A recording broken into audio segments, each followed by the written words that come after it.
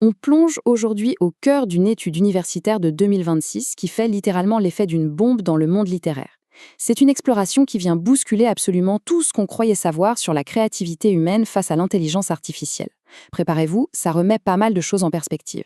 La grande question qui guide ce décryptage est aussi simple que vertigineuse. Une machine peut-elle, oui ou non, reproduire l'âme, le ton subtil et le style unique des plus grands auteurs? Pendant des décennies, on aurait tous répondu par un non catégorique. Mais les données qu'on va regarder ensemble risquent fort de prouver le contraire. Pour bien comprendre ce qui se joue, il faut se représenter la scène.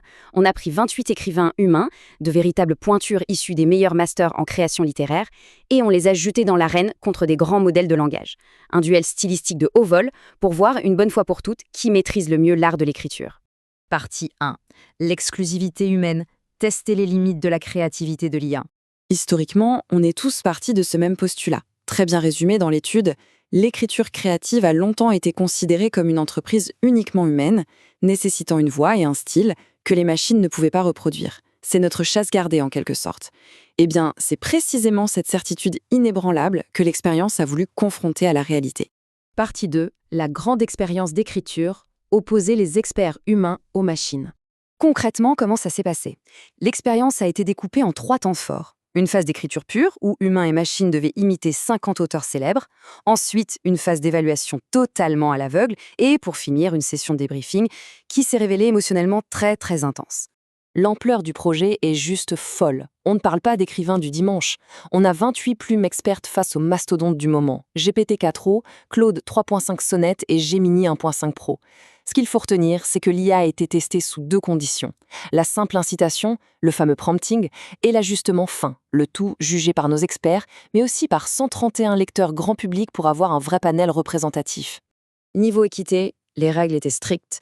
Tout le monde a eu droit aux mêmes contraintes. Produire un extrait de 200 à 450 mots en capturant l'essence d'un auteur précis. Homme ou machine, la consigne de départ était exactement la même. Aucun traitement de faveur. Et c'est là que réside la clé de toute cette histoire. Il est indispensable de séparer le prompting de l'ajustement fin.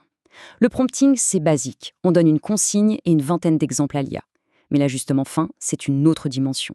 On nourrit le modèle avec l'intégralité de l'œuvre d'un auteur. On parle de 583 fois plus de données à digérer. C'est cette différence technique massive qui va littéralement tout faire basculer. Partie 3. Un basculement choquant, les données qui renversent les hypothèses. Au début de l'évaluation, ouf, l'honneur est sauf. Face à une IA utilisant le prompting basique, les juges experts n'ont eu aucun mal à flairer l'écriture humaine, qu'ils ont préférée à 82,7%. Jusqu'ici, tout va bien. La suprématie humaine semblait totalement intouchable. Mais attention, coup de théâtre absolu. Dès qu'on est passé au texte généré par l'IA ayant bénéficié de l'ajustement fin, la tendance s'est complètement inversée. Nos experts, avec leur radar littéraire surentraîné, ont fini par choisir le texte de la machine dans 62,2% des cas. Sans même le savoir, ils ont préféré la plume artificielle. La machine a tout simplement déjoué leur expertise. Partie 4. Définir la bonne écriture. Point de vue des profanes contre celui des experts. Ce qui est passionnant, c'est de voir qu'on ne juge pas un texte de la même manière. Le lecteur grand public cherche avant tout la clarté, l'organisation, un texte qui coule de source. Et d'ailleurs, ce groupe a globalement préféré l'IA sur toute la ligne. Les experts, eux, traquent des subtilités complexes, la voix narrative, la profondeur psychologique, la syntaxe élaborée. Eh bien, l'IA, surentraînée, a prouvé qu'elle pouvait parfaitement reproduire cette profondeur-là. Partie 5. Une crise d'identité, les retombées émotionnelles de l'expérience.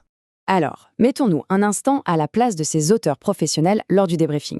On leur annonce de but en blanc que non seulement la machine rivalise avec eux, mais qu'ils l'ont eux-mêmes jugé meilleur que leurs propres collègues humains. Ça a créé une véritable onde de choc, une vraie crise existentielle et professionnelle. Face à ce séisme cognitif, le cerveau essaye de compenser. L'étude a repéré 5 mécanismes chez les participants pour digérer la nouvelle. Ils ont dû repenser leurs propres critères de qualité, essayer de rationaliser comment une simple machine a pu réussir ce tour de force, et surtout, ils ont dû réévaluer drastiquement de quoi l'IA est réellement capable aujourd'hui. Il y a un témoignage qui prend vraiment aux tripes et qui incarne parfaitement ce vertige. Un écrivain a avoué « Je crois que je suis plus déçu de moi-même quand j'ai choisi l'IA que lorsque d'autres personnes ont choisi l'IA à la place de mon texte. » C'est la remise en question brutale de son propre instinct d'expert. C'est tellement marqué que les chercheurs ont dû formuler un concept pour ça, l'érosion de la confiance esthétique. C'est cet état d'incertitude totale où l'expert n'arrive plus à distinguer avec certitude l'humain de la machine. Forcément, ça ébranle complètement la légitimité professionnelle et notre définition même de ce qu'est la bonne littérature. Partie 6. L'avenir de la créativité. S'adapter à un monde génératif. Face à ce constat, on fait quoi? L'étude apporte des pistes d'action immédiates. Elle recommande aux écoles d'écriture de miser à fond sur l'originalité pure, ce qui est encore trop atypique pour être copié. Elle milite aussi pour une transparence totale sur l'usage de l'IA dans l'édition, un renforcement du droit d'auteur contre l'aspiration massive des données et surtout un vrai mouvement de solidarité syndicale chez les auteurs. On termine ce décryptage sur une pensée qui, avouons-le, donne des frissons.